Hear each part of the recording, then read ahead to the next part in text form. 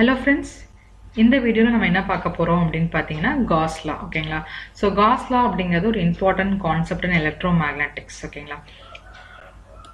So Gauss law அப்படிங்கிறது என்ன அப்படினா it states that electric flux through any closed surface is equal to charge enclosed by the permittivity அப்படினு சொல்லலாம். That is ஒரு flux அப்படிங்கிறது எந்த ஒரு closed surface இருந்தாலுமே நம்ம ஒரு flux அப்படிங்கிறது நம்ம எடுத்துக்கிட்டோம் அப்படினா that will be equal to charge enclosed, that is Q divided by permittivity of free space அப்படினு சொல்லலாம் ஓகேங்களா.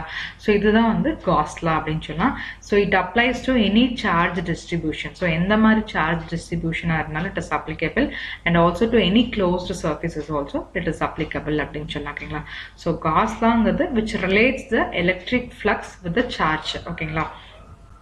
So pi equal to Q divided by epsilon naught. So pi is the flux, Q is the charge enclosed, epsilon naught is the permittivity of free space, that is 8.854 into 10 power minus 12. Okay, so in the mari important concepts we know, kandipa and channel like panunga, share panunga, subscribe panunga.